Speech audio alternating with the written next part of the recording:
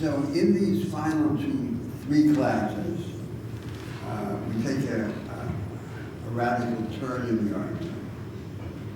In this class, the topic is the social theoretical background of the programmatic argument I've been developing and discussing with you. My ambition is not to propose a particular social theory, but simply to explain the background of these programmatic ideas in the history of social thought, the implications and the inspirations that we can derive from the history of social theory. I am passionately interested in social theory.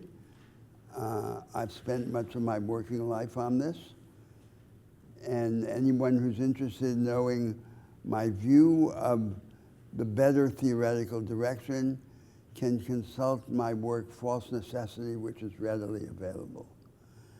In this class, I have a different objective, which is to explain the main theoretical influences on the progressives, to suggest why those influences are deficient, and to sketch in the broadest outline what you could call a proto-social theory. Not so much a particular theory as the description of the attributes of a class of theories that would be responsive to the objectives laid out in this programmatic argument. In next week's class, so in that argument about the proto-social theory, I do want to explore today its implications for agency, for how we conceive the relation between projects and the social groups or classes who would be their promoters in history. In the next class, the focus is on the normative element in the argument and its philosophical background, the vision of humanity, of the human condition, and its implications for these programmatic disputes. And in the final class, I remind you again, I don't want to say anything. I want you to come equipped with questions and ideas, and I will be at your disposal in that final class. I would like everyone to come with something to say or something to ask, and we can use it to discuss the paths not taken in this argument.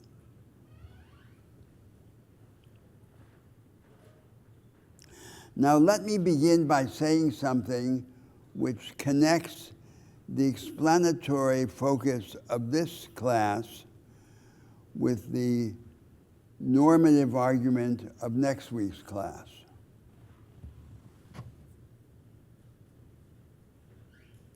What, according to the major social thinkers of the modern era, and especially those who have influenced the progressives, is wrong with these modern societies? You could divide that into two main categories, and I want to add a third. So the first thing that is wrong is subjugation, oppression, inequality.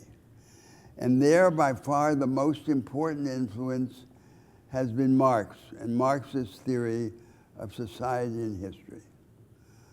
The second thing that is wrong is disunion. Modern societies, these societies are complicated. They involve an extensive functional differentiation, a differentiation of society into many different, radically different parts. And the question asked in this second tradition of social theory or sociology is, what is it that holds these parts together? Or what should hold these parts together? And there, the most relevant body of ideas is the central tradition of modern sociology, exemplified by social thinkers like Durkheim and Tönnies. Now, I want to add a third complaint against modern society, which I could bring under the label of coldness. So I mentioned before the hierarchical societies of the past are typically characterized by a formula of social relations that combines in the same relations exchange, power, therefore the combination of power and exchange produces unequal exchange, and the third element is affect. And therefore the formula put all together is the sentimentalization of unequal exchange, most dramatically exemplified by the ideology of slavery, of modern slave societies. Its characteristic ideology was, we're one big happy family. The slave and his masters are involved in exchange. The exchange is the instrument or the facade of stark inequality, and a layer of affect, of sentimentalization, is superimposed on this radically unequal arrangement. Thus, the sentimentalizing of unequal exchange. The modern so-called liberal societies are characterized by the pulling apart of these three elements. Exchange goes to the market order, power goes to politics, and affect remains in the family or in private life. The sublime is privatized. And with that separation of exchange, power, and affect comes what I'm calling here coldness.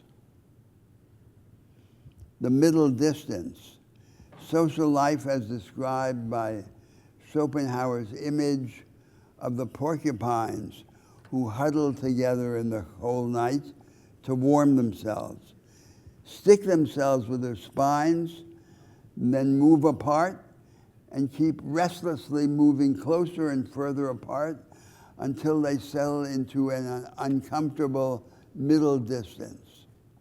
That middle distance is one of the characteristics of the modern societies.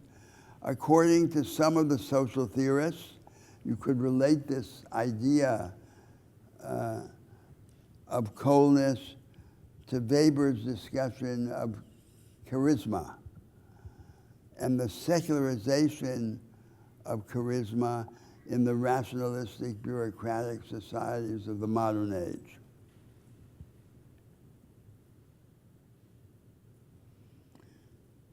So the sociologists and social theorists have been concerned to specify what is the way to overcome subjugation, what is the way to overcome disunion, and occasionally, but rarely in the history of modern social thought, what is the way to overcome coldness? How can the freedom acquired in these modern liberal societies be reconciled with the reconquest of affect and its expression in public life? Now I want to focus on what by far has been the greatest influence on the progressives in the modern age, which is Marxist social theory. Often regarded among the leftists as the indispensable theoretical basis of transformative practice. The truth is that there's no simple one-to-one relation between a programmatic argument and a social theory. A more realistic description is that a programmatic direction has certain presuppositions about the nature of society, of social structures, and its transformations. But these presuppositions can be satisfied by a range of different theories. And one of the things that would be important in a discussion like the one that I proposed today is for us to specify what are at least the basic attributes that any theory that satisfies these presuppositions should have. And thus the idea that it's not one theory like Karl Marx's theory of society and history, it's a class of theories. It's a class of understandings, maybe not theories in a strict sense, but of ways of understanding social life and its transformation. So I want to begin then by returning to remarks I made at the beginning of the course.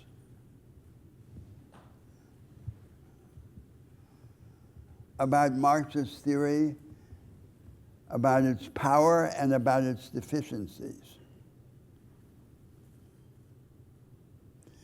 At the heart of Marx's theory, which had such commanding influence on the leftists, more generally on the progressives in modern history, is a revolutionary and incendiary insight. The insight is that the structures of society are artifacts. We made them. They are man-made. They're not like natural objects, phenomena in nature. They're not like the atomic structure of a natural phenomenon. And because we made them, Vico had already suggested at the end of the 18th century, we can understand them. We can understand them from within in the intimate way in which a creator understands his creation. Once they acquire their reality, their substance, their staying power, their power to resist challenge, they may appear to us as if they were natural phenomena. And this is then regarded in these theories, and particularly in Marxism, as the paradigmatic social illusion, a naturalistic illusion in which our own creations, our artifacts, are treated as if they were objects in nature, and therefore a fate that we could not resist. Now, I want to go further in a particular direction, this direction initiated by Marx's idea of the nature of social phenomena. We could consider these social structures as a kind of frozen fighting.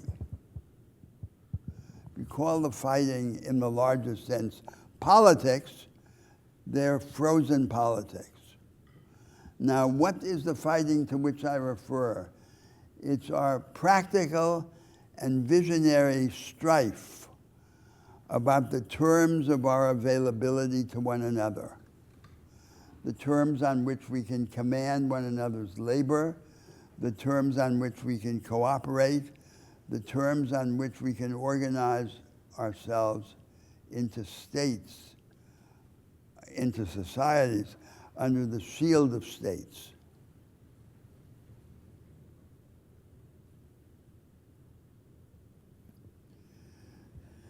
So I mentioned at the outset of the course the metaphor of a game of musical chairs. There's the music. The music is the conflict, the fighting, the practical and visionary fighting over the terms of social life. When the music stops, everyone sits down on the chairs. The chairs are the structures. But the fighting never completely stops.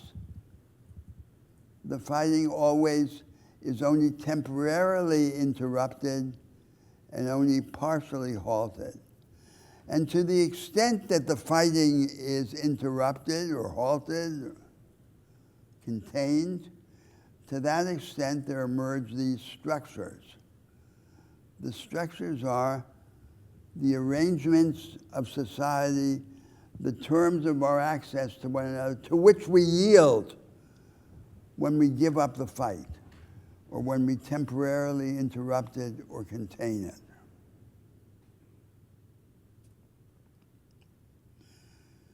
And thus the results, the social structure, which we threatened to misunderstand as if it were a phenomenon in nature, the fetishistic or naturalistic illusion.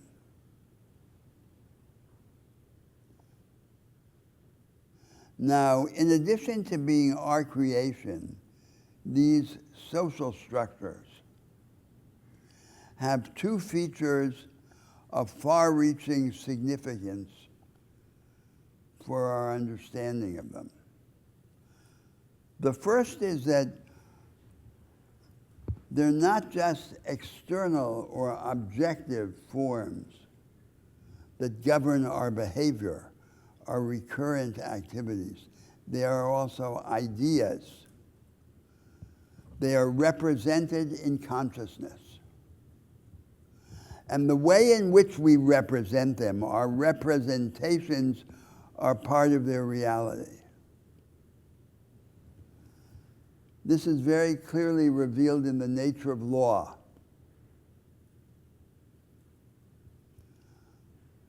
Our understanding of our ideals and of our interests is nailed to the cross of the institutions and practices that represent them in fact. And the law is the site of this crucifixion, I said at the beginning of the course. Because the law brings together these two elements, the external institutional or structural element and the representation in consciousness. We understand parts of the law in relation to the conceptions of interest and of value that make sense of them.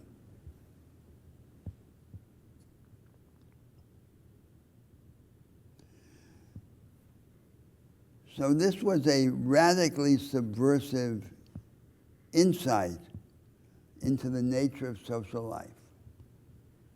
That insofar as it has a shape,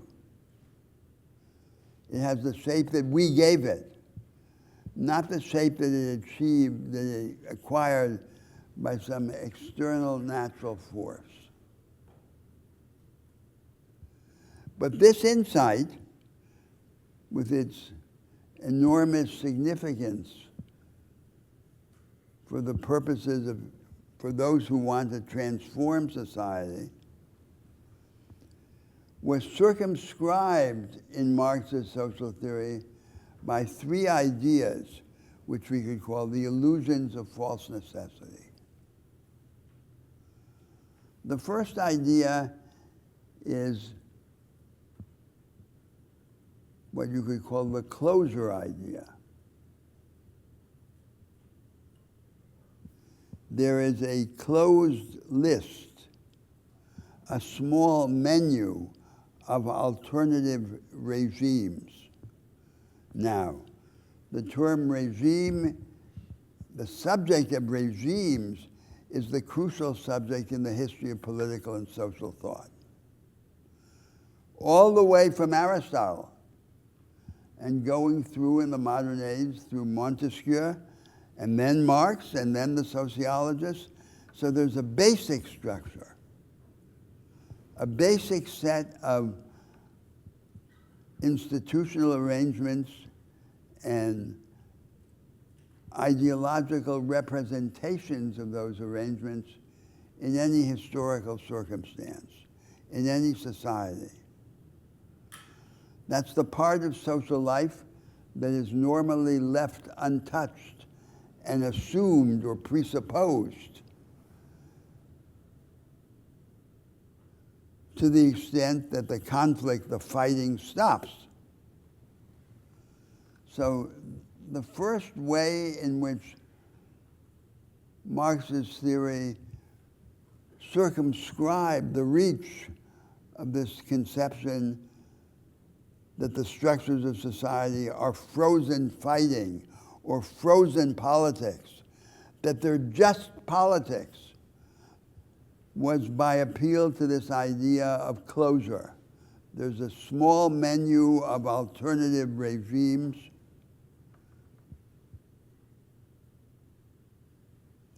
In Marx, they are called the modes of production: slave society, feudalism, capitalism, socialism.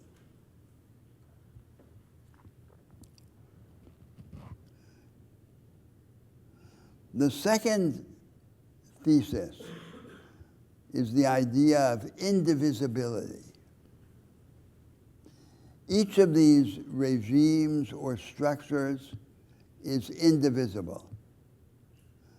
If it changes, if it is replaced quickly and all at once. And this has consequences, as we shall see, for the understanding of politics. The third idea is the idea of laws. There are laws governing the foreordained succession of these indivisible regimes in history. So there are the laws that govern the operations of capitalism, one of the regimes for Marx. The most important one, the one established today, the target of the progressives, of the leftists. And then there are the world historical laws that govern the succession of these regimes.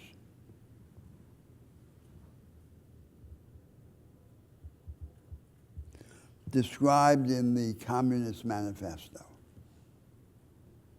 The laws of capitalism are described in Das Kapital, and the laws of the succession among regimes are laid out in the Communist Manifesto.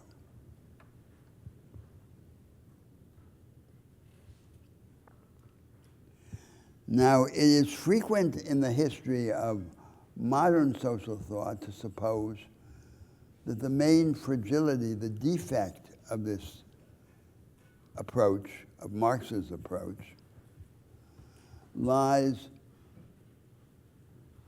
in the enigmas, in the errors of functionalist explanation. So, for example, Darwinism is a functionalist theory. A functionalist theory is a theory that treats the consequences of a certain social phenomena as its cause. And every functionalist theory requires a mechanism that explains how it is that the consequence comes to operate as a cause. So in the Darwinian theory of natural selection, it's differential genetic success in the environment. A species is able to reproduce more extensively in its environment for certain reasons, because it has certain advantages. And that then explains how the consequence can acquire a causal efficacy.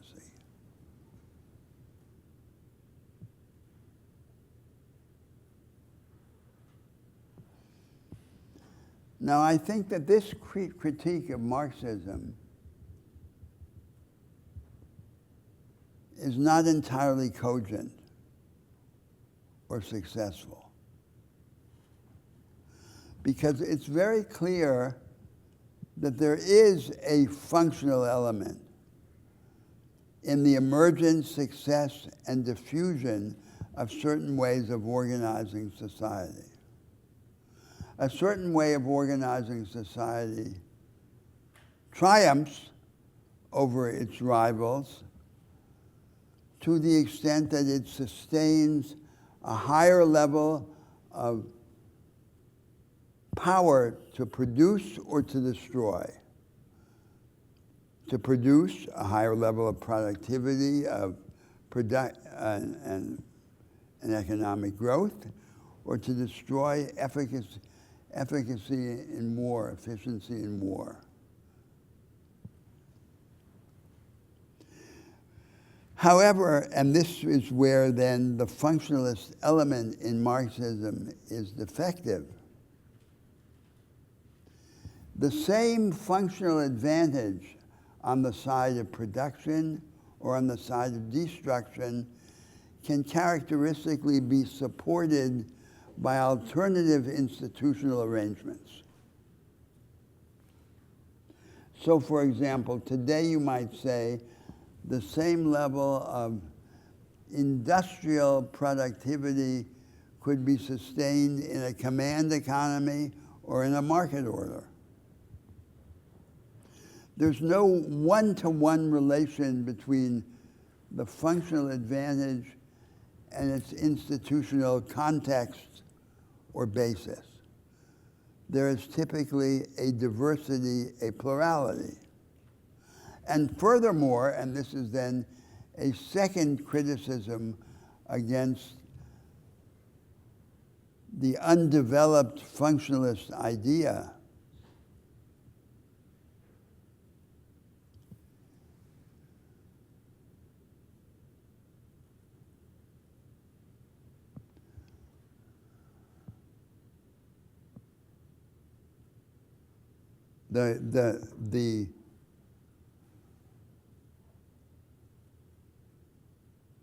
the functional advantage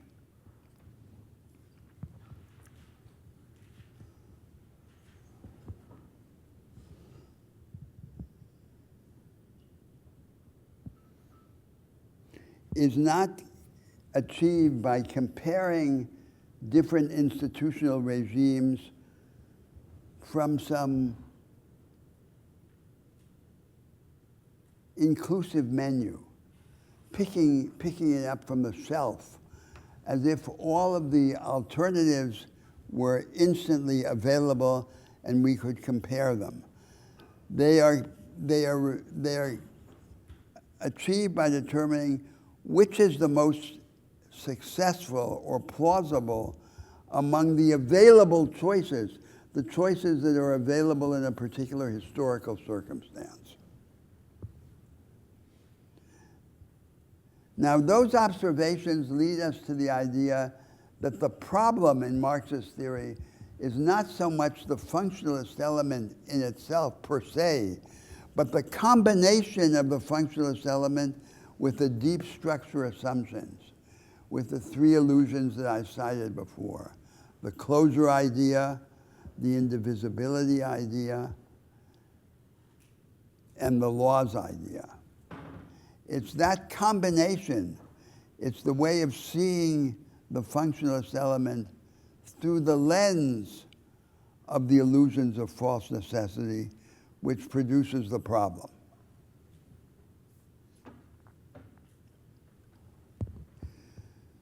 So what has happened in the evolution of Marxist theory?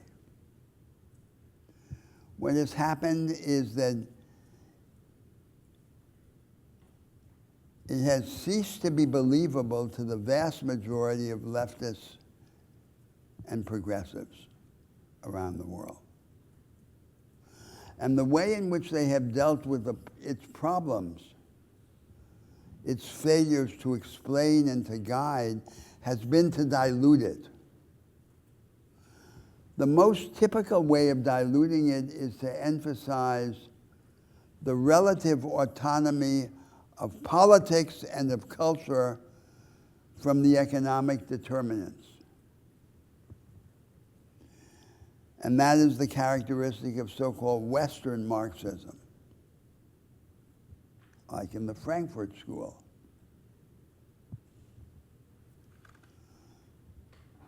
So the theory is not completely repudiated.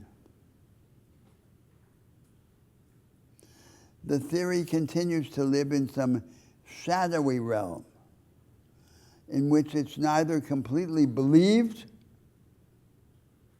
nor undermined, attacked, and replaced. And the confusion results from the fact that the words continue to be used even though their meaning, determined by their theoretical context, becomes unclear. So people talk about capitalism, or class conflict, or the substitution of the relations of production for the sake of the development of the forces of production, without really believing or using the theoretical architecture that gave meaning to the words.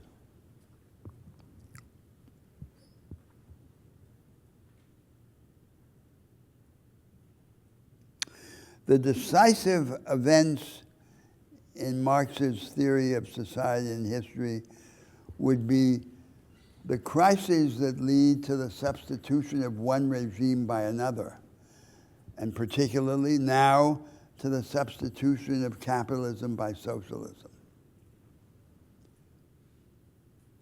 The decisive crises of the capitalist economy.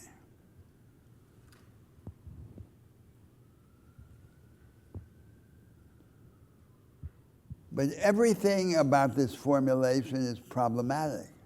First of all, what is capitalism? Does capitalism mean just a market order, a decentralized, money-based economy? That has emerged many times in history. At different points, for example, in the history of the agrarian bureaucratic empires that were the main protagonists in world history before the emergence, the ascent of the modern Western states. And this has led to interminable discussions about the seeds of capitalism. Was there capitalism, for example, in the Sung dynasty in China or in the Ottoman Empire?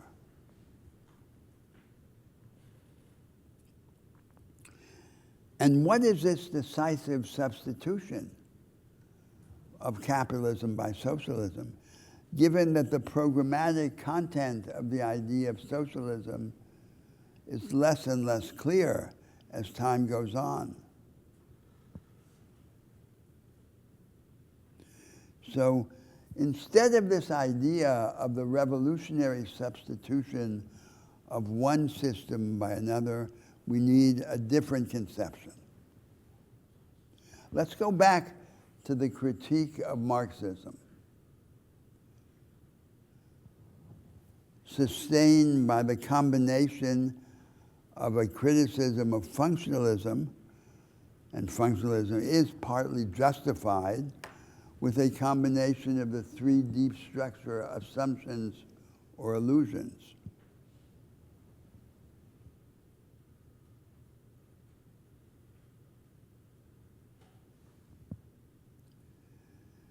What we see periodically is what you could call a revolutionary reform, a new settlement.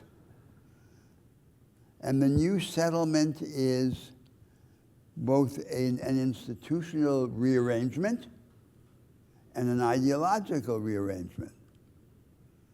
The last major settlement in the West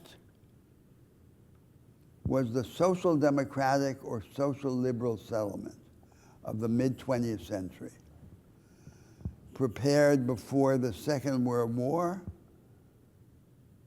and consummated after the Second World War. And that's the world in which we live, the world created by this social democratic settlement, whose counterpart in the United States was the New Deal, Roosevelt's New Deal.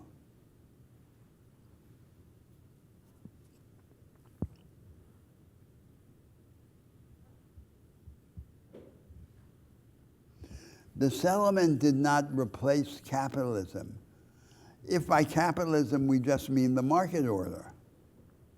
So, what is capitalism? I asked a moment ago.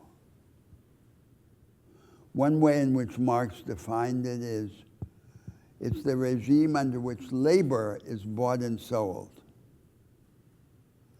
So, only at the end of the 19th century, as we saw before, was wage labor accepted as the natural form of free labor. Up through a large part of the 19th century, the common idea of liberals and socialists was that the higher forms of free labor were self-employment and cooperation. The economy of the United States, for example, in the antebellum period, in the first half of the 19th century before the Civil War, was an economy of artisans, traders, and petty proprietors, in which wage labor was the exception. There were relatively few wage laborers in the North. There were slaves in the South, and in the North, the vast majority of people, of free white men, were self-employed or petty proprietors. Very few worked for another white man. Was that then not capitalism?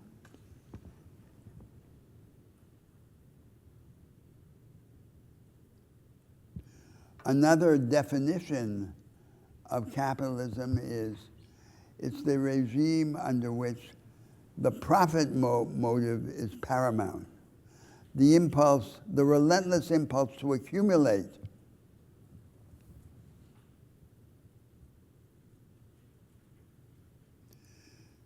But in the United States, for example, after the Second World War, the driver of economic growth became consumption. And the majority of the population had zero saving and no obvious impulse or ability to accumulate. Was that then not capitalism?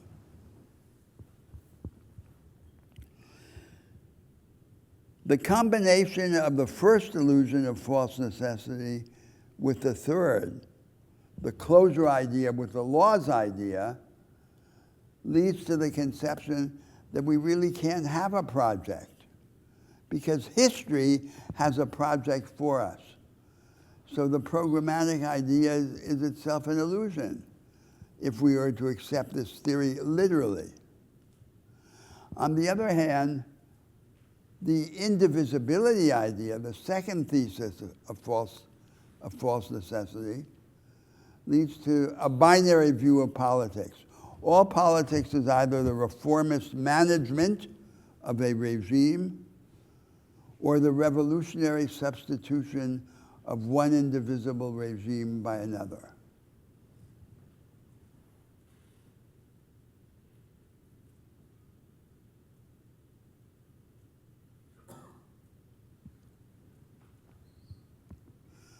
In fact, real structural change in history is almost always fragmentary, but it can become cumulative and proceed in a certain direction and have what you might call a revolutionary outcome, changing radically the form of social life, though not in the sense of revolution of the Marxist theory.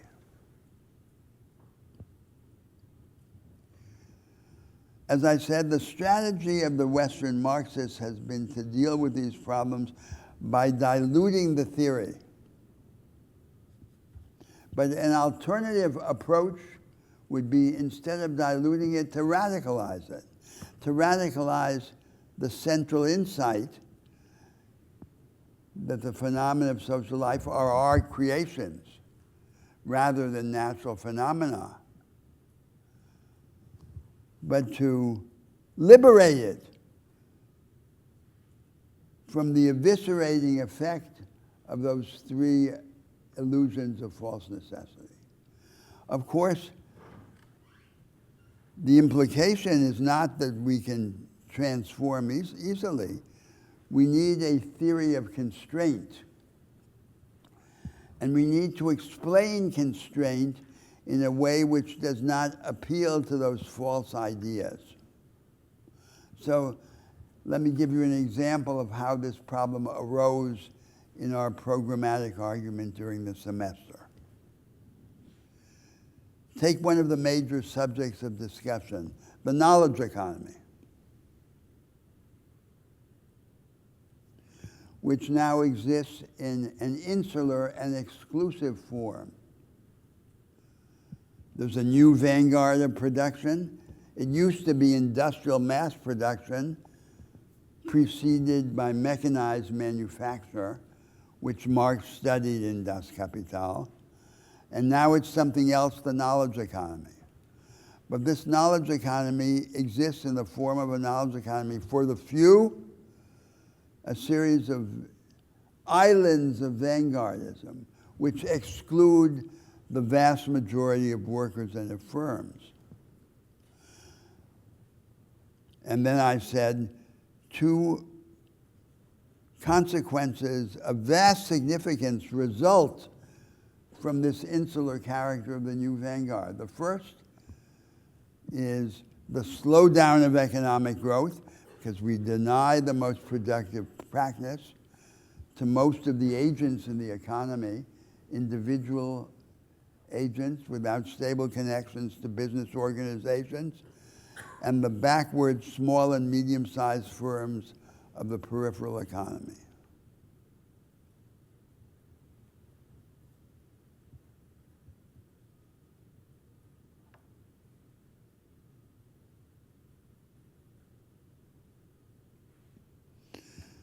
So how could we replace this knowledge economy for the few by a knowledge economy for the many and create over time an inclusive vanguardism?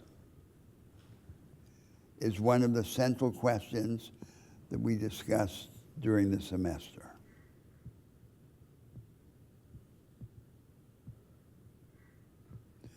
So that would require a new settlement to replace the hollowed out social democratic settlement. And then we can ask, what kind of politics would this new settlement need? How could we create it? What would be the opportunity for its creation?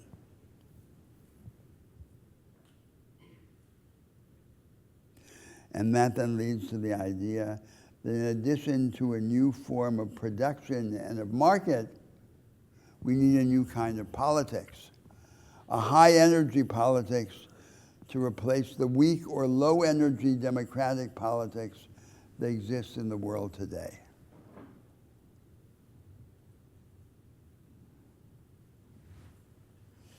And later on, we'll discuss the problem of agency. How does the agent of this alternative arise, and what's the relation of the agent to the project?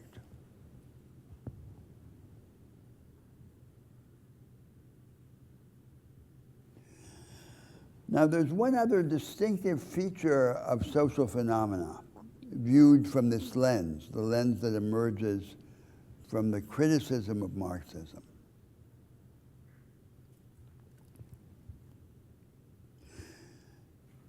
Another way in which social structures differ from natural structures, from structures in nature or phenomena in nature, is that they have a variable existence. We could call this entrenchment. If we ask whether a certain structure exists or not, what we mean is, to what extent does it resist challenge and transformation?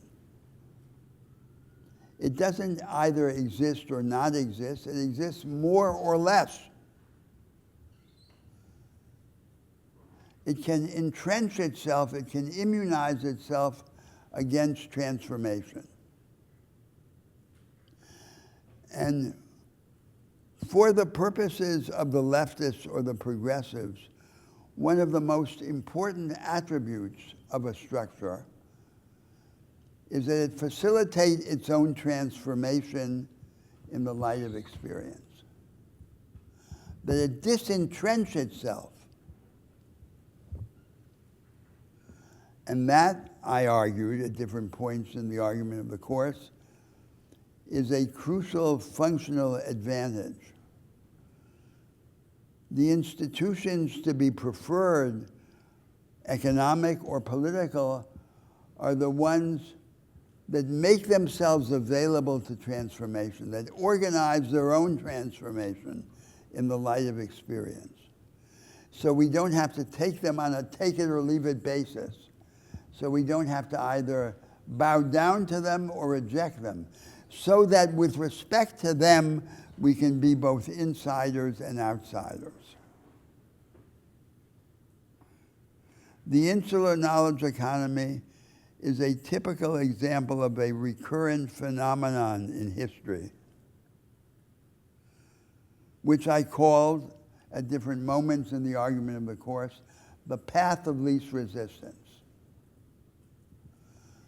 The path of least resistance is the way of accommodating a set of innovations, technological, ideological, organizational, that least conflicts with the ruling interests and the established preconceptions. It's a way of downsizing, of cutting down to size, of accommodating the innovations.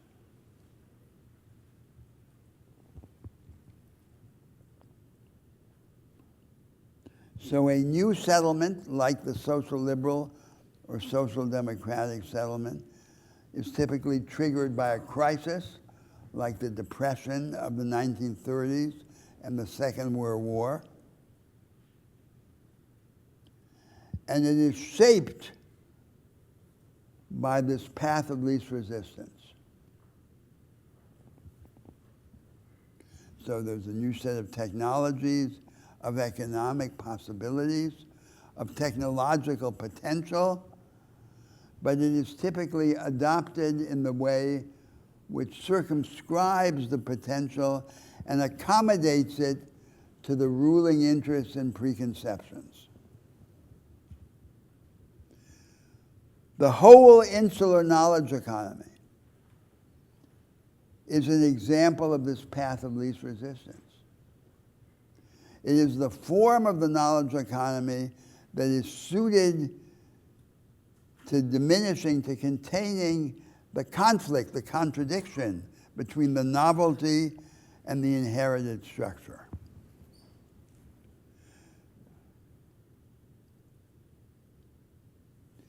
So the new regime of the settlement, social democracy, social liberalism, the hollowed out form of social democracy, is not something picked from the shelf of history, from the museum of the impersonal alternatives. It's what's available and what results from this ad hoc accommodation of the potential of the novelties to the existing structure.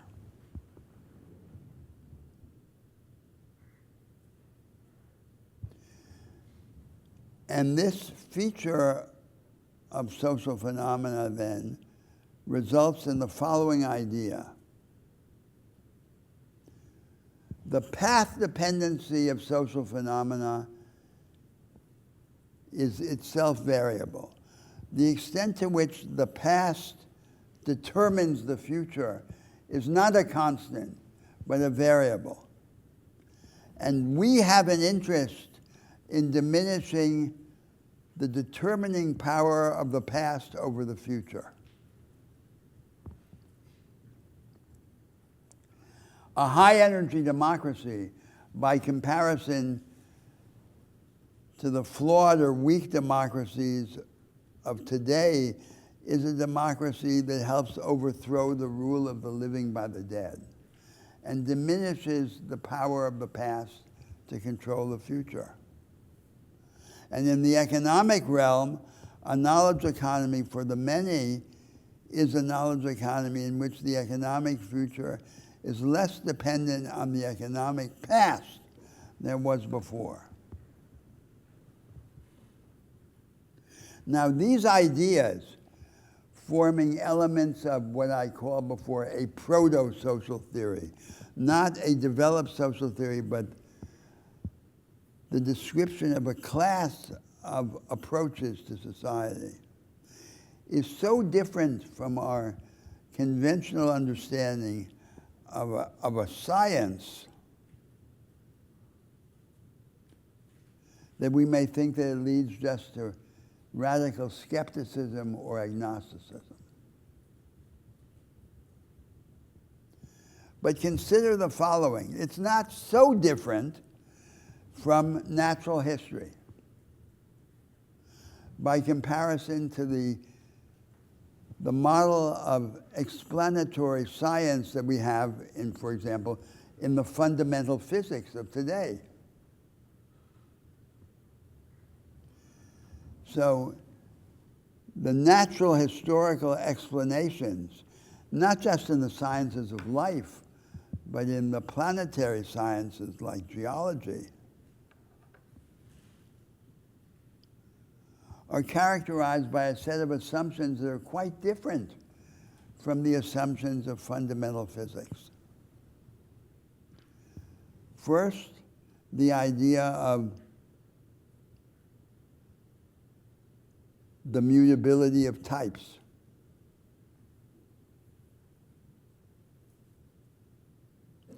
It's not just the animal species, but the types of natural phenomenon, the kinds of rocks that there are, the way in which they differ from one another in geological time, are subject to incessant change. There's no fixed stock of the types of things that exist in nature. They change. And not only do they change, but the way in which they change and the way in which they differ from each other also changes. So there's a second phenomenon for which the technical name is hysteresis. The causal sequences, the path dependency, which is the influence of the past on the future, and can be looser or tighter. So, for example, and I gave this example, that the main line of mammalian evolution passes through the placental mammals rather than the marsupial mammals is contingent in the following sense: that was shaped by the distribution of the land surfaces on the earth through plate tectonics. So the marsupials became isolated in Australia by what is a planetary accident, the drifting of the continents on the surface of the planet, of the oceans, described by plate tectonics. So the formation of the natural history of the species, in this case, the mammalian species, is determined by this exogenous and relatively accidental fact.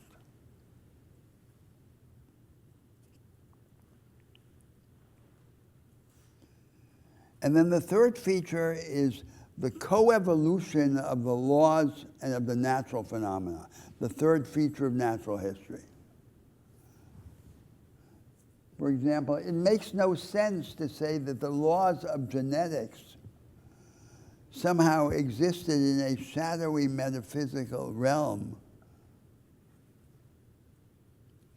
before the emergence of animal species capable of sexual reproduction. The laws emerged and the laws changed together with the emergence and change of the phenomena. I'm saying all of this simply to illustrate that the paradigm which led Marx and his contemporaries to these very restrictive ideas about indivisible regimes and laws was influenced by an epistemological or methodological prejudice. The same prejudice that leads us to think that fundamental physics is the queen of the sciences and that natural history is somehow a science with lesser explanatory power.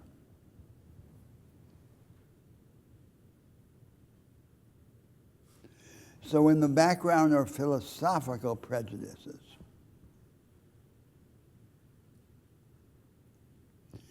There have been two major philosophical traditions in the history of the world. One is the Greek theory of being, which you could call the philosophy of deep structure, which goes from Aristotle to the physics of the 20th century.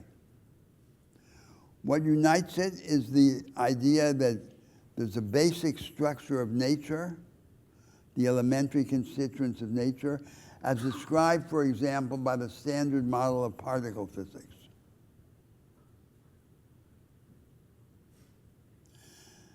And there are laws governing this basic structure.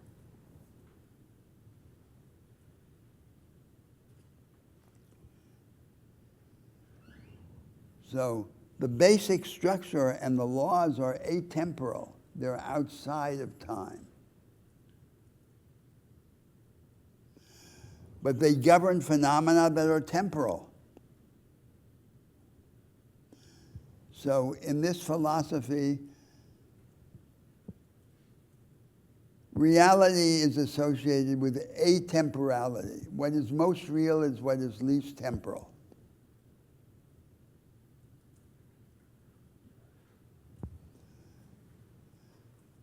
That view is preserved in the physics of the 20th century. In the 1920s, we discovered that the universe has a history and that cosmology is a historical science. But both relativity and quantum mechanics emerged right before this discovery. If they had emerged after this discovery, the history of our science might be quite different.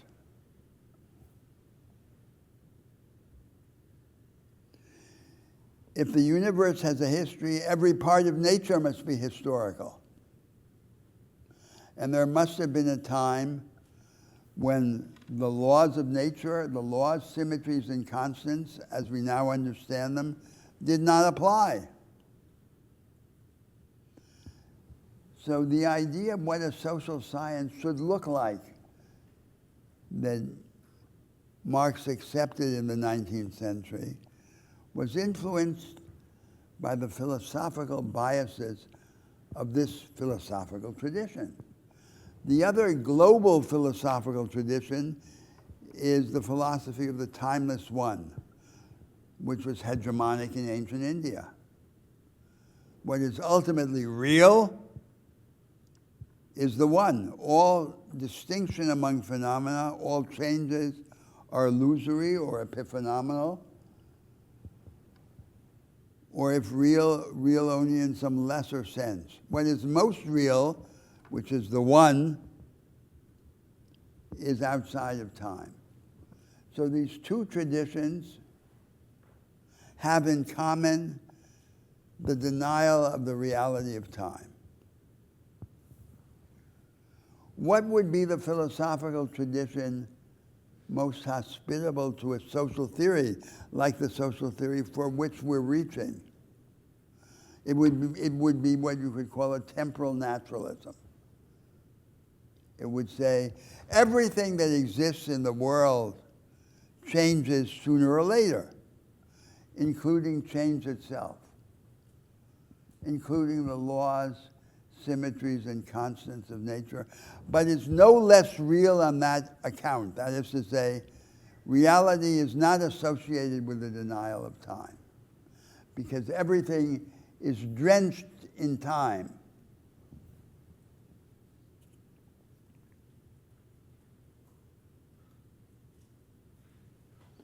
modern physics accepted from mathematics the idea of timeless laws of nature. But this was like a poisoned chalice that mathematics offered natural science.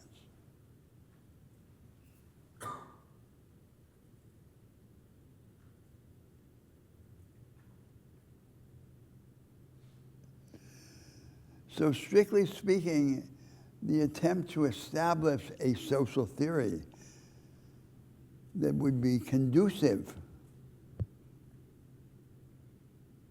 to a critical account of society and to the proposal for its transformation would require a philosophical revolution and not just a scientific revolution, a revolution in our understanding of science. Now I want to shift the focus to the contemporary social sciences. I've been speaking about social theory in the 19th. And you know now the attitude to the classic social theorists is that they were philosophers, not scientists. And they're studied in places like Harvard University as a dead canon in the social studies program. You read Marx, Weber, and Durkheim as you read the closed canon of the great dead thinkers, the prehistory of modern social science. So, not a kind of social theory that we could do now, we ourselves in our own time, something that cannot be imitated and should not be imitated. Now we study them as this dead canon. And what comes after the dead canon? What comes is contemporary social science. And each of these social sciences has, in a distinct way, severed the vital link between insight into the actual and imagination of the possible. The most organized and influential of them, economics, has done it in a unique way, because the economics created by the marginalist theoreticians at the end of the 19th century is closer to being a form of logic than it is to being an explanatory science.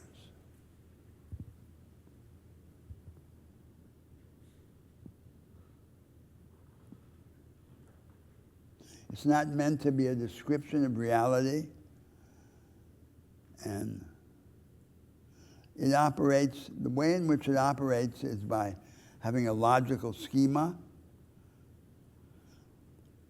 the maximization of goals, instrumental rationality, through comparative selection under the constraint of scarcity. And the economist operates by creating models, which he then applies to different phenomena. If one model is no good, he creates another model. But the substitution of models never threatens the underlying theory, because the underlying theory was never an empirical theory to begin with. It was a form of logic, as the Austrian economists understood.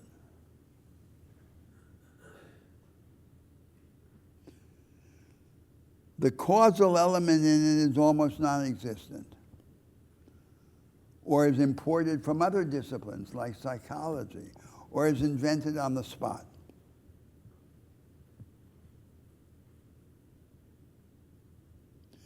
That's marginalist economics. And economics is marginalist economics because everything else in economics is secondary from the standpoint of the economist.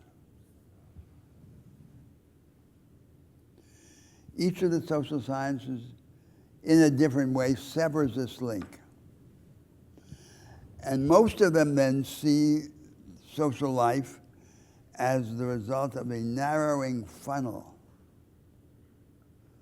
resulting from different ways of doing what has to be done, the functional requirements, or balancing interests, a narrowing funnel converging toward the best possible institutions and practices. The spirit of this contemporary social science is the spirit of right-wing Hegelianism. The real is rational. It's not the spirit of a historical science which associates insight into the actual with imagination of the possible.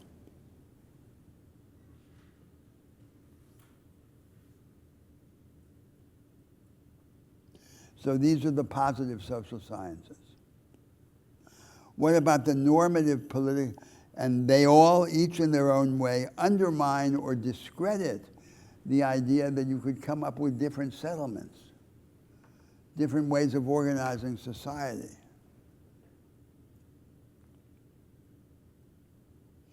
What about the normative political disciplines?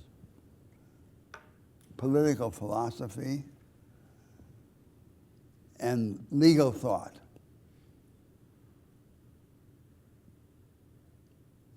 There, the main impulse is not the rationalization, the functional rationalization of social life, but the pseudo-philosophical justification of amelioration, idealization of social life. So take, for example, the theories of justice that are disseminated in the Anglo-American world. Theories like the Rawlsian theory of justice. They seem to be radically egalitarian, but their whole object is to serve as a philosophical justification of compensatory redistribution under institutionally conservative social democracy.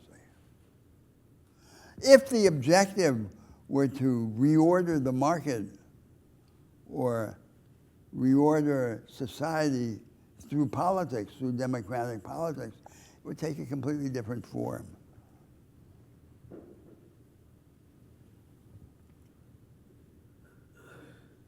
The objective is to enunciate principles that justify compensatory redistribution under institutionally conservative social democracy, the practice that came after the Second World War of the social democratic settlement. It seems very abstract and very radical, but it's actually something very tangible. It's a defense of these homely practices of ameliorative, compensatory, and retrospective redistribution. Legal thought presents the law of these societies as if it were a system, a connected set of impersonal policies and principles that guides legal thought and defines the nature of a regulated or mixed market economy. It's not a chaos. It's not a grab bag. It's not a mess of conflicting interests and values. It's a system that works itself pure step by step over time. And what about the humanities? So we saw positive social science, the normative disciplines, political philosophy and legal theory, and the humanities.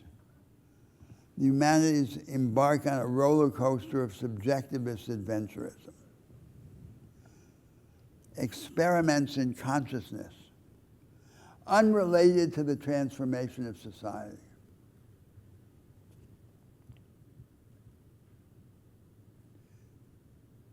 Society is abandoned, and the sublime is privatized.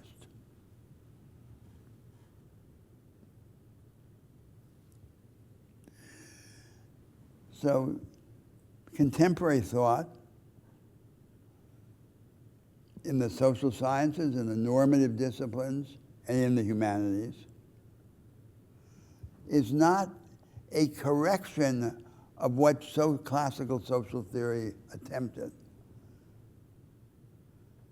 It abandons the project of classical social theory, the project of understanding society as something different from nature, the better to reimagine it. And it takes on these endeavors that we could describe as rationalization in the positive social sciences, humanization in the normative disciplines, and escapism in the humanities. The convergent effect of which is the disauthorization, the discrediting, the subversion of the transformative imagination.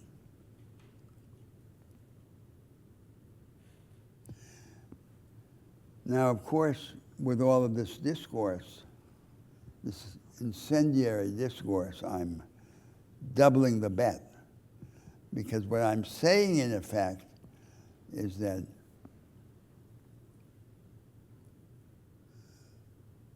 the transformation of society through projects like the projects we've been discussing over the semester requires ideas. But the ideas that we need, we could only have by also revolutionizing the realm of thought. That's what Karl Marx tried to do, and did to some extent.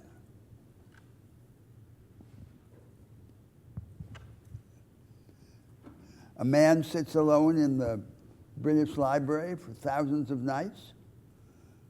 He publishes this work, Das Kapital. In the first 20 years after it was published, it sold 200 copies.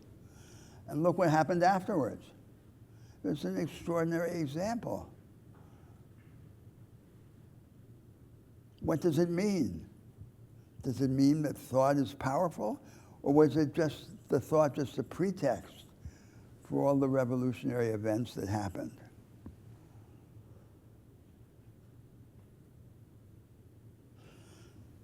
But I don't want it to give this impression that this maximalism that says we have to revolutionize everything in order to change society. Because the same idea that structural change, that real structural change is fragmentary, applies in thought as well as in practical life. We have to form an idea of the direction. And all of this that I'm saying could be understood as indicating the direction in thought. To have a view of the direction, we have to have very general ideas. But the implementation of this in particular disciplines, in particular parts of thought, can be radically fragmentary and opportunistic. We can combine the prophetic direction with the empirical opportunism in thought as in practice.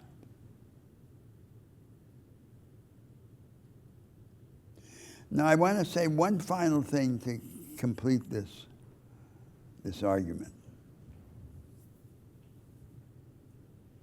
And this is about the problem of agency, which is intimately related to the debates of social theory.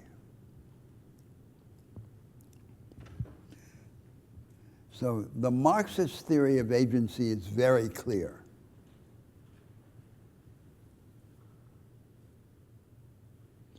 Every class has objective interests at a certain moment of history. If there's the more intense class conflict becomes, the more perspicuous these interests, the nature of these interests are. Class conflict intensifies when there's a crisis, or like a crisis of capitalism, and the content of the interest becomes clearer. It's objective. The force that moves the system is the maximum development of the forces of production. When the development of the forces of production is incompatible with the relations of production, that is to say, with the existing regime, the regime must be destroyed, and must be destroyed and replaced by a class whose particular interests as a class coincide with the universal interests of humanity, to replace the regime of production. The punishment for mistaking what the objective interests are is political defeat. So there's an automatic mechanism of correction. Now, what I want to say is that this view of agency is the exact opposite of the truth. And I want to defend the exact opposite theory of agency. So the exact opposite would be to say, as conflict broadens in scope and increases in intensity, the question, what are my interests as a member of a certain class, becomes inseparable from the question, what are the alternatives? And who would I be?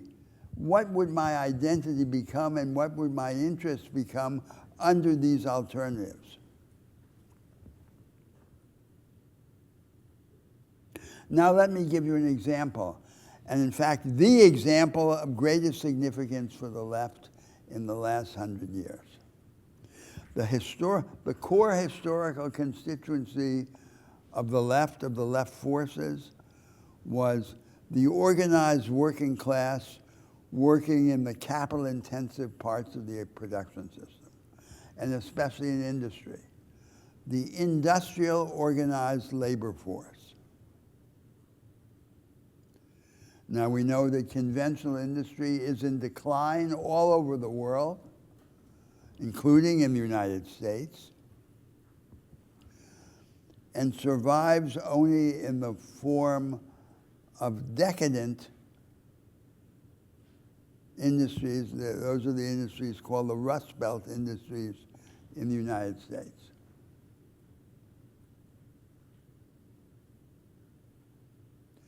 How then, this is the question of agency, how then should the leaders of that class, of the workers, in those parts of the economy view their interests?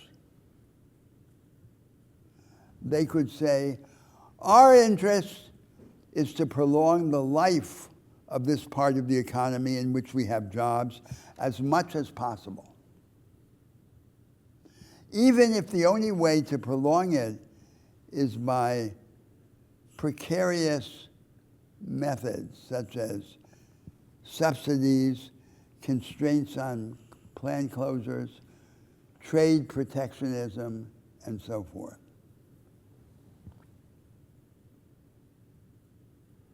But they could have a different view.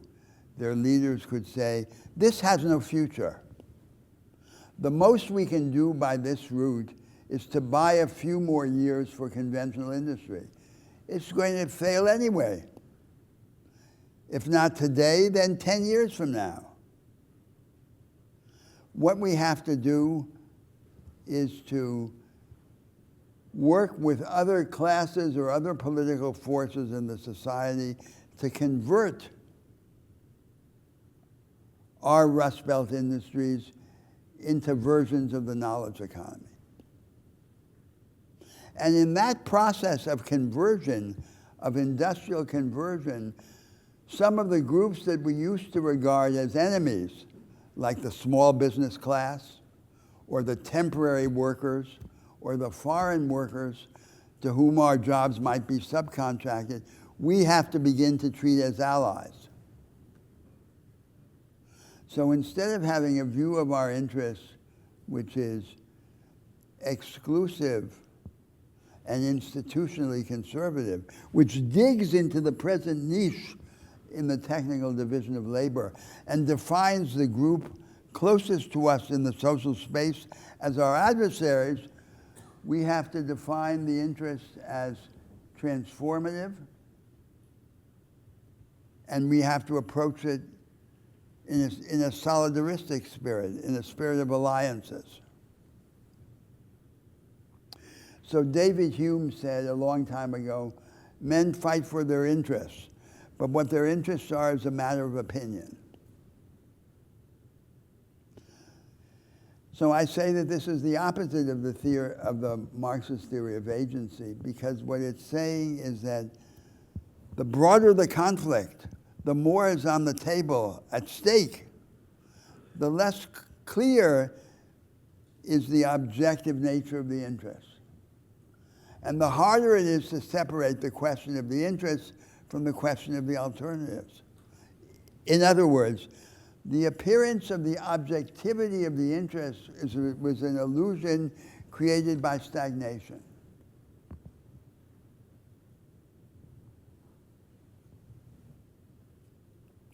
The workers in the capital-intensive sectors of industry, those workers in those conventional industrial jobs,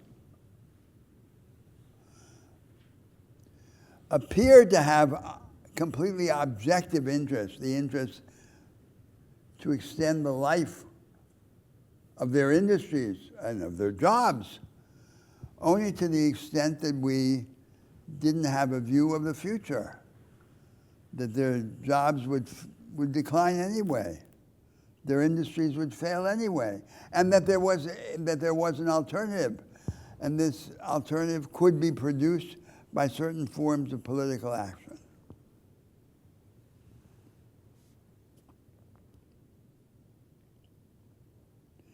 So the practical implications are far-reaching. Now, there's a problem, of course, which a lawyer might call, or an economist might call today, a principal-agent problem. Because if you approach then the leaders of those workers, and you say what I just said in simpler language,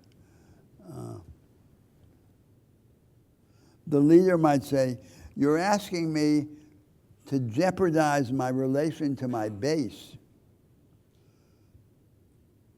before I have another base. You're saying it's for the sake of something that doesn't yet exist. My industry transformed into a version of the knowledge economy, that doesn't exist. What exists is this. So this may be dying, but at least it's something tangible. The other thing is just a speculation. So that's the problem. That the alternatives are always in the realm of the imagination. Whereas the thing that exists but may be withering is what's real. So in the struggle of the defenders of transformation against the path of least resistance, like the downsized, insular, exclusive form of the knowledge economy, the great advantage that the defenders of the existing form have is that it exists. It's real. It's what's tangible now.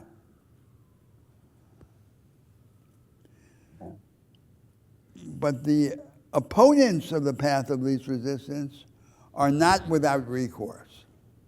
What they have going for them is that typically the path of least resistance does not tap the potential of the alternatives, in this case, the knowledge economy, but establishes the innovation under a form which is unrealized and defective. And this is not completely unrelated to Marx's idea, after all.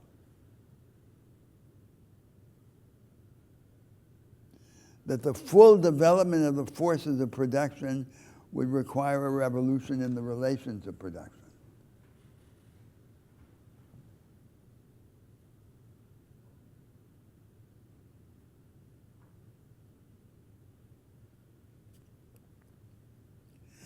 So much of this discourse of mine today has been on the theme of Marxism, its attractions, its dangers.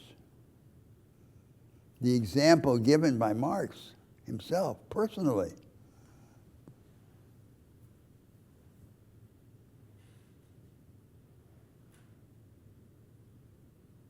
To take this example to heart, but also to be radically critical of it, is what would be necessary. The ideas in their dogmatic form are unacceptable. But the heroic example is irresistible. Well, that's what I wanted to say for today, and I hope you'll have many questions and comments.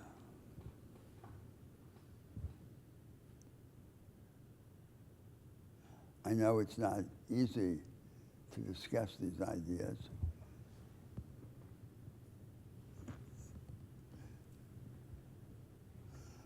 What do you think? Yes.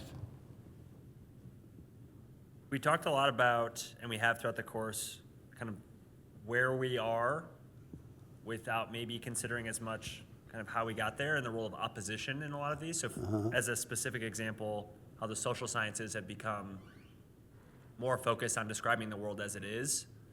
And I wonder if you might say more about how we got there and how that explanation would be important in charting a path out of this place. So for example, the privatization or the interests of marketing in social sciences, which turn them from exercises of human inquiry into trying to get more humans to buy things, for example. But I think that the paramount influences here are intellectual influences. If we're talking about ideas, it's the distortion of ideas themselves.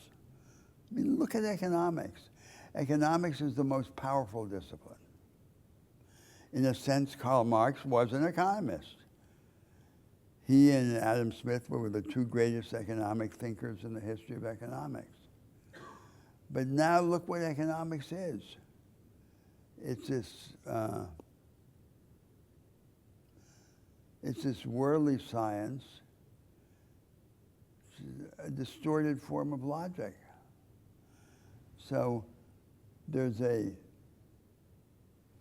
partial heresy, like Keynes's heresy, Keynesianism. And Keynesianism was not just an economic idea. In the 20th century, Keynesianism was an essential element in this social democratic settlement, a way of counter-cyclical management of the economy through fiscal and monetary policy in the interest of creating this entitlement regime, right, and diminishing the inequalities generated in the market order. But so it's a very interesting story, all aspects of it, because it touches on epistemological, methodological, and moral things.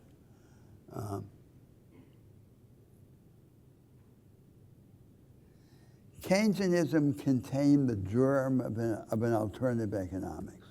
Not a satisfactory economics, to my view, but an alternative economics. So it has an idea, for example, that there's not one equilibrium in the market order. There are multiple equilibria. And some of these equilibria are compatible with a high level of production, with the development of production, and others aren't. And it had in it the germ of a theory of permanent disequilibrium in the economy. That was a new idea. The American economists, led by Paul Samuelson, assimilated Keynesianism, but diminished its ambitions. They discarded this possibility there would be an alternative general paradigm of economics. And they treated it as a theory of monetary and fiscal policy. So if you open a book about economics in the United States, a textbook, like Samuelson's textbook itself, the Keynesian ideas, which promise to be an alternative economics, now appear as a chapter of the same textbook. It's just a theory. It's just the background theory of fiscal and monetary management of the same market order. And that's what's called, or came to be called, the neoclassical synthesis in economics.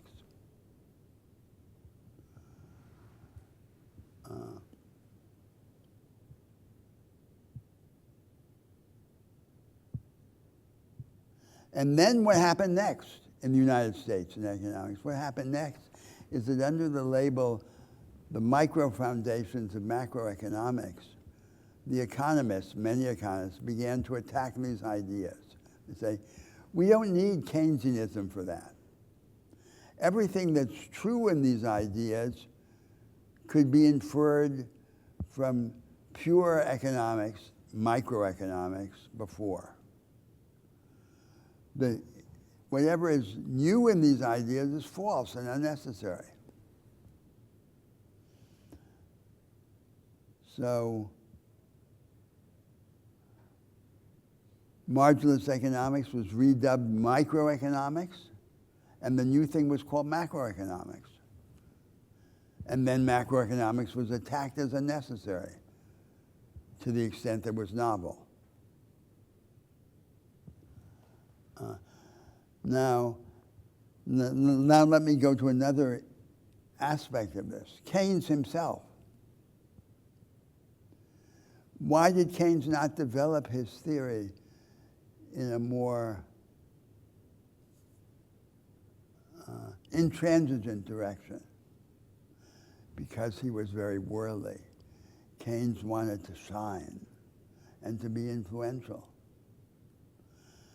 Adam Smith was otherworldly, monkish.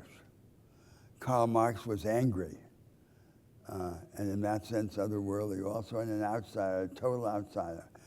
The last thing Keynes wanted to be was an outsider. So he wanted to wear the chain of gold. And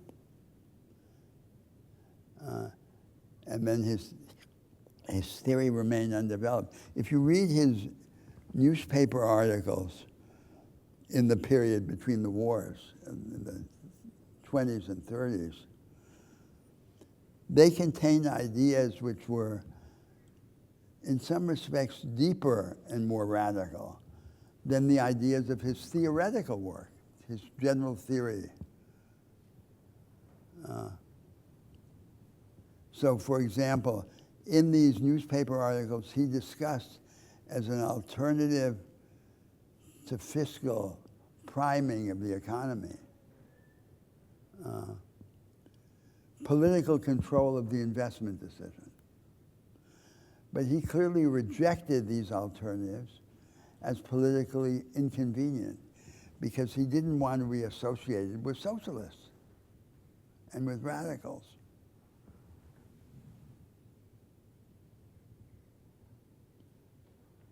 So that's an example of how worldliness interferes with the development of theory. Now, another aspect.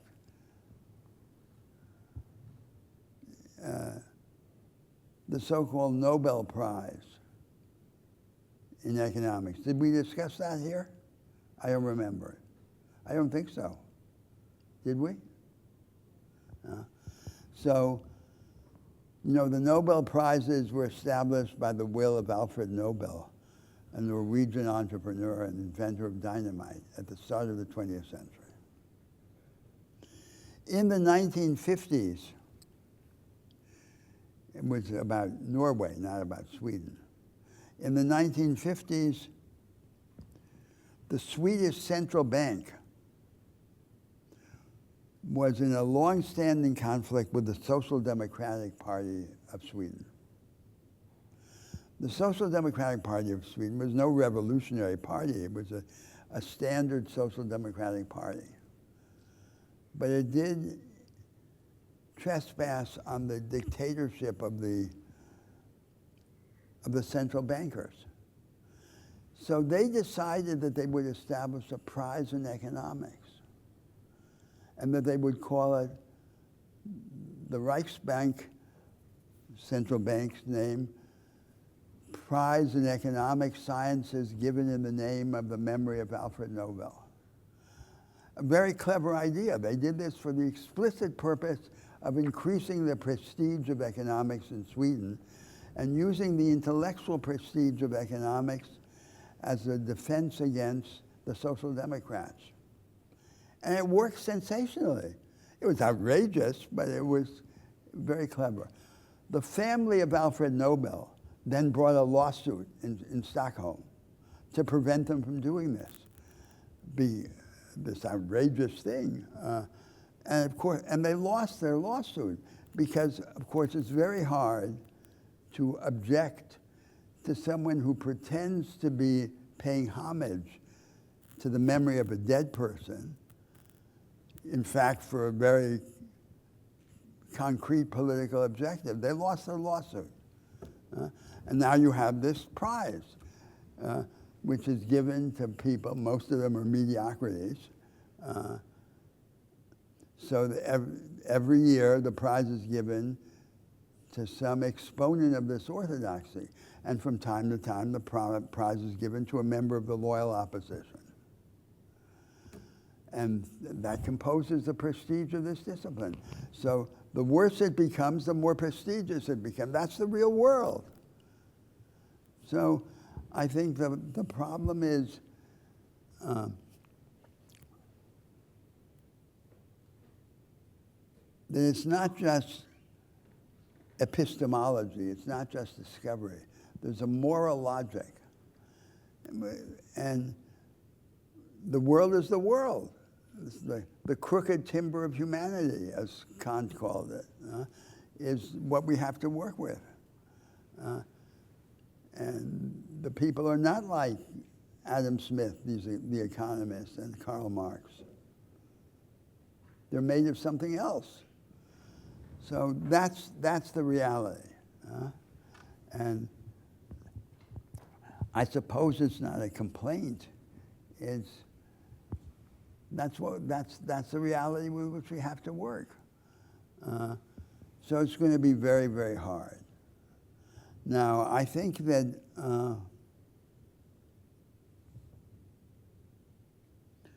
up until recently, at least, I felt that there was also a particular mismatch in the world, which is that the parts of the world in which it's easier to develop ideas and to form ideas are like here, right? We have these great libraries, we have time, they give you salaries to think and so forth. But those are the parts of the world in which, at least until now, it seemed that nothing fundamental was at stake, nothing was happening, nothing was open.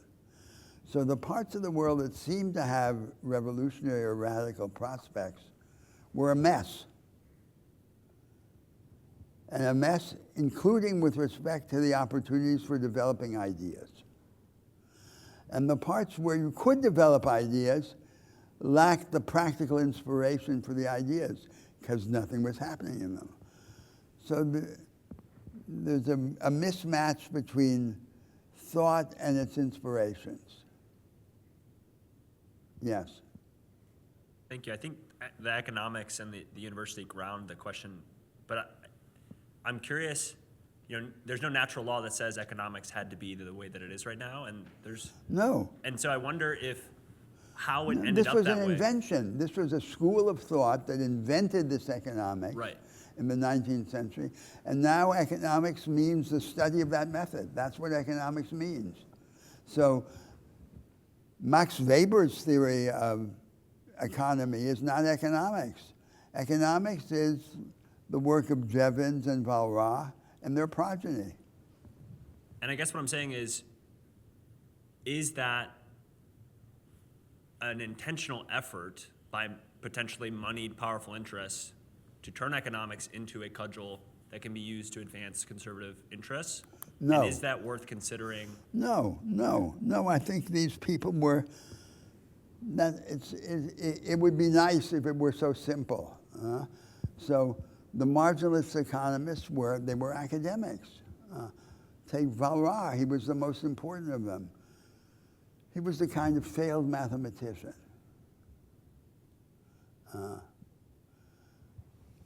And so they invented this economics in a period of great ideological strife in Europe because they wanted to have a form of economic thinking that would be neutral. The closest thing in the body of modern social thought to this economics is Hans Kelsen's pure theory of law, which is an apolitical, analytical theory of law developed by this jurist Kelsen, who was the most famous jurist in the world in the 20th century, but who very few people in the United States are familiar with. So Kelsen's theory of law is the counterpart to this. It's the same kind of thing. A logical approach to law, which is as neutral as possible, as bereft as possible, and they thought they were providing a service, the marginalist economists, to humanity by developing a way of thinking about economics that would be neutral in the conflict of the ideologies of the late 19th century. It wasn't meant to replace other forms of economic thinking. But then what happened is empiricism arose, developed in this economics. You know, most economists now, academic economists, are compiling data. And so it seems to be highly empirical. But the strange thing about this economics is that there's a lot of logic chopping and a lot of empiricism in this economics, but they have very little to do with each other. So the way the economist works is by saying, I'll form a model. If the model does work, I'll form another model. But the substitution of the models never jeopardizes the underlying theory, because the underlying theory was never meant to be an empirical theory. So the ordinary mass thinks this is economics, it's unrealistic.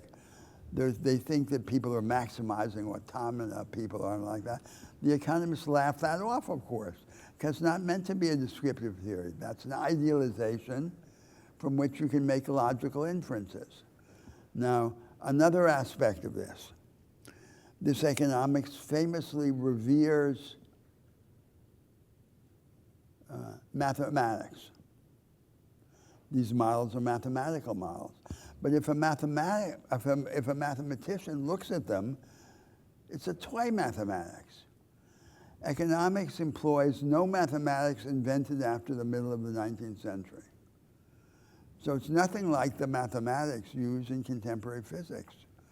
So then this has, to increase the narrative, to complicate it, this has tangible consequences for what economics is like. What's the typical profile of an economist in the Harvard Economics Department? Typical profile is it's a kid who came from the Midwest, who went to some public high school and was a whiz at mathematics. Then he comes to Harvard and he enrolls in the Harvard Mathematics Department. The Harvard Mathematics Department is really only interested in what they consider mathematical geniuses. So after a year, they decide this kid is not a mathematical genius. So he then transfers to applied mathematics. After 2 years in applied mathematics, they decide there's nothing special in applied mathematics either. Then he applies to the Harvard Economics Department. So almost all the people that the economics department takes from Harvard are from applied mathematics or disciplines like it. No one concentrated in economics. In recent years, the Harvard Economics Department didn't accept any student in their doctoral program who was a concentrator in economics at Harvard College. So, result, the typical profile of a young academic in economics is failed mathematician. Now, what can you expect from that person? That person has no knowledge of the history of economic theory or history generally or philosophy. How's he going to think about anything? All he can do is to produce these models.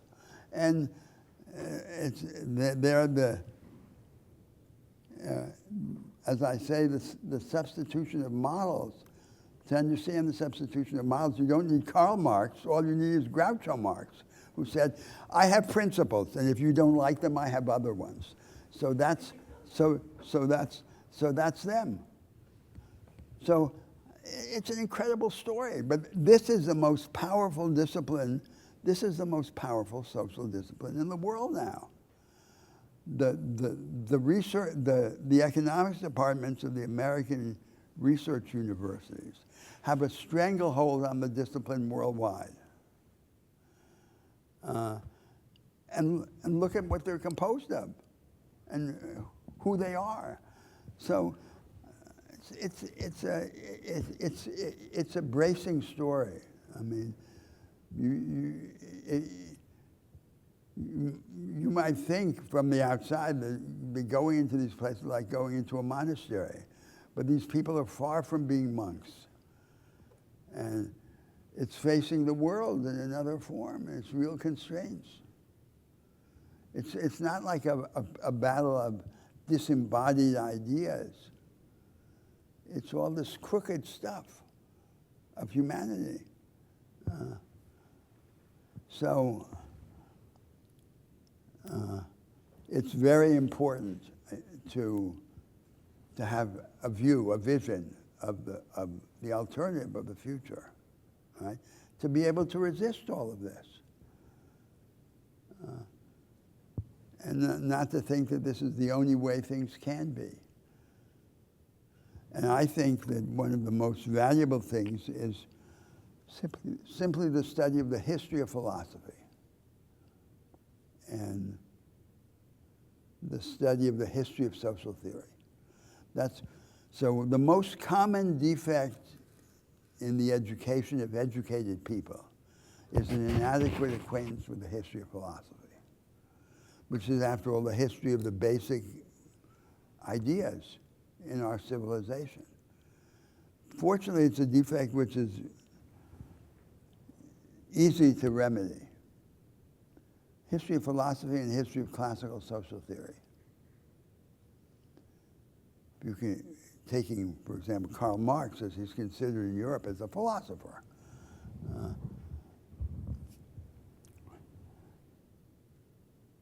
What I would do is I would read the 9 volumes of Copplestone's History of Philosophy. They're readily available on Amazon in paperback. It seems like an enormous amount to read, but it's not. You can do it in a single summer.